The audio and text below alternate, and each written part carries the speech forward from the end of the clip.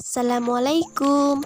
Di sini kami akan menjelaskan tentang industri perbukuan di Indonesia.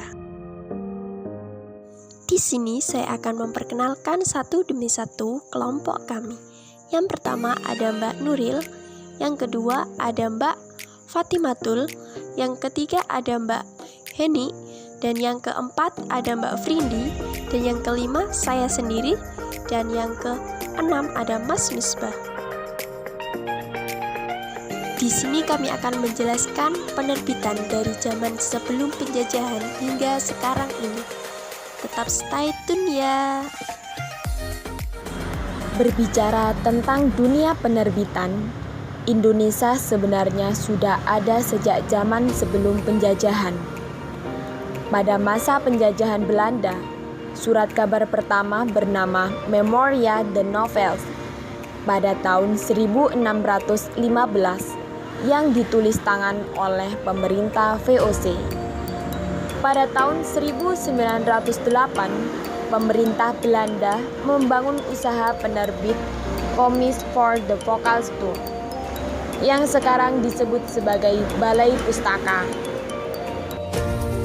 Pada Orde Lama, muncul karya sastra baru yang melibatkan tokoh seperti Chairil Anwar, Idrus, dan Ahjat Kami Harja, yang pada saat itu mengambil alih para penerbit yang telah menyerahkan kedaulatan mereka pada 1950, dan berdirilah IKP yang beranggotakan 13 penerbit yang bertujuan menaungi keberadaan para penerbit di Indonesia. Di masa penjajahan Jepang pun, penerbitan tetap berjalan. Hanya saja penerbitan buku dan seluruh jenis media yang ada digunakan oleh tentara Jepang untuk kepentingan propaganda. Hingga akhirnya Indonesia mencapai kemerdekaan di tahun 1945. Balai Pustaka mulai menerbitkan buku nasional seperti Pustaka Antara, Pustaka Rakyat, Endang, dan beberapa buku lainnya. Pasca kemerdekaan tahun 1950, Balai Pustaka berhasil menerbitkan dan mencetak ulang 128 judul buku dan tiras 63.000 eksemplar. Di tahun yang sama, mulailah bermunculan penerbit swasta nasional. Sebagian besar berada di Pulau Jawa dan selebihnya di Sumatera. Kemudian masuk ke masa Orde Baru, seputar penerbitan buku mengalami perubahan kembali.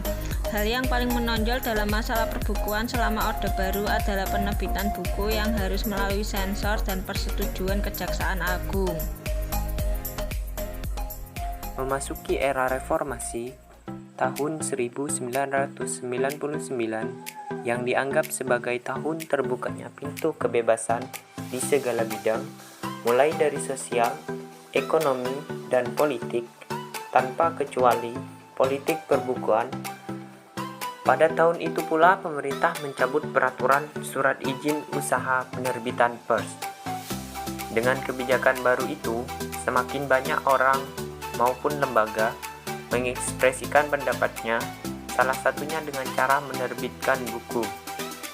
Buku-buku berbagai genre semakin banyak ditemui. Selain buku pelajaran, terdapat buku dengan tema motivasi, fiksi alami, fiksi petualangan, biografi, hingga buku elektronik yang mulai marak di era digital, seperti saat ini.